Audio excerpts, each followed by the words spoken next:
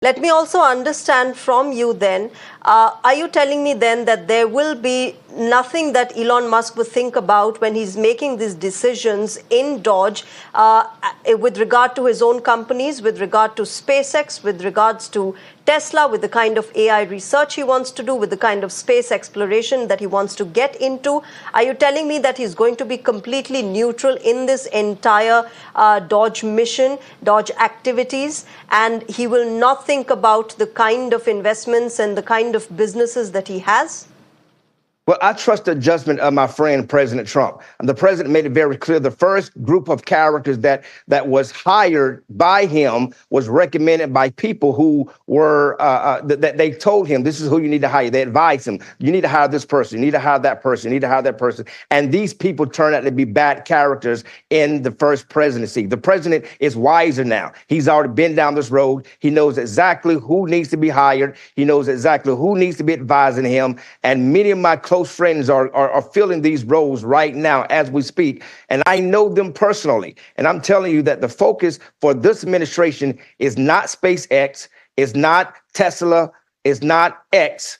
It is the American people saving money so that the American economy can be saved, so that the saving American policies, the America First policies are being pushed in every sector of American government so that these citizens of the greatest nation in the world are being serviced properly by the government that is in place to serve us. That's the whole purpose of DOGE. That's what it's going to achieve. Vivek Ramaswamy and Elon Musk both have experience in doing just this. And so for me, I only see nothing but good coming out of this that is designed for the American people. That's what President Trump ran on. And that's what he's fulfilling those promises right now by appointing Elon Musk and Vivek Ramaswamy to DOGE, who has experience and a proven track record of finding out where money is being spent Pastor Burns, they've got time till the 4th of July, 2026. So that the money that's being spent inefficiently,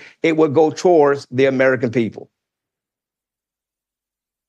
Okay, let's wait and watch how this really pans out. But let me get in Professor Madhav Nalapat into this conversation. Professor Nalapat, you and I are not directly in this entire American election. We're not living in America. We're not directly impacted by it, but the ripple effects of what happens in America goes to the entire world. How do you see this entire DOGE, the Department of Government Efficiency? How do you see a businessman, a billionaire being so close to a government which is supposed to be formed in a few days from now? How do you see that really moving forward? And the fact that in the past few days, we've also seen Elon Musk being present in a call between Donald Trump and Volodymyr Zelensky. Donald Trump is supposed to be meeting the House GOP today, where Elon Musk is also expected to be present. How do you see this closeness influencing Donald Trump's next presidency? Well, look, I'd like to say that this presidency will be very different from the previous presidency. In his previous presidency, you will recollect the bureaucracy. And I mean, one can't blame them because Trump basically abhors the bureaucracy. They went out of their way to sabotage any initiative of his. Not only a bureaucracy, key elements of his cabinet went out of their way to, as they themselves confessed in books and in interviews, that they wanted to be the adults in the room, as though Donald Trump was some juvenile. He knows all that's happening.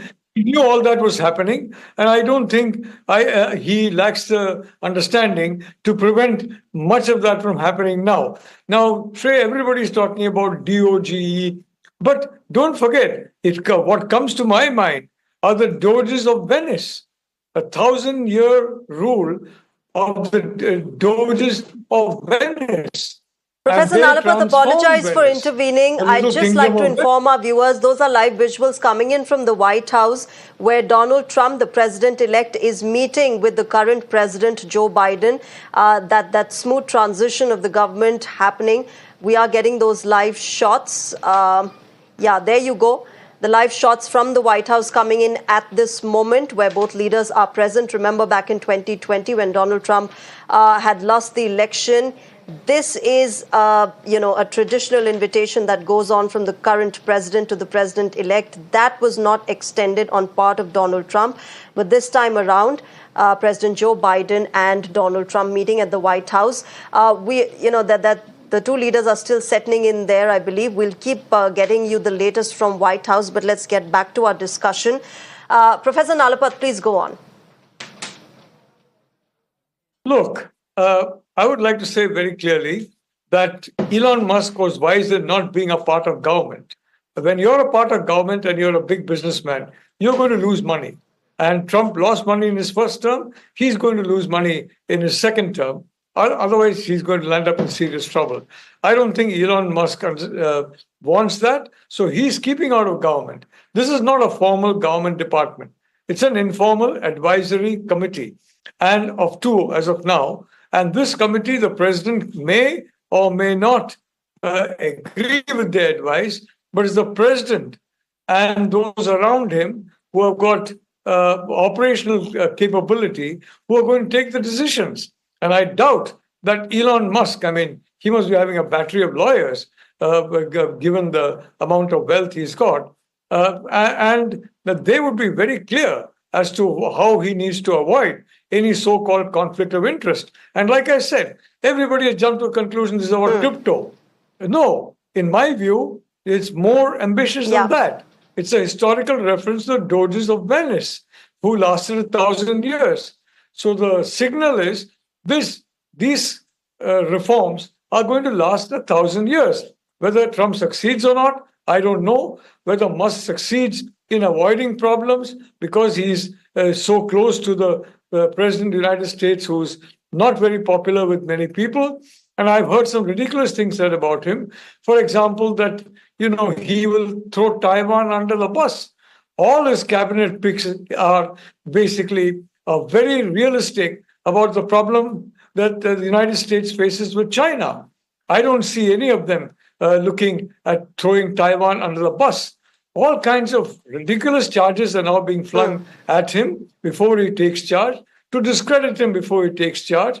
And I think that, frankly, is not really fair, Shreya. Biden may treat him very nicely, but Professor Nalapat, let me take this across to Christopher Hale.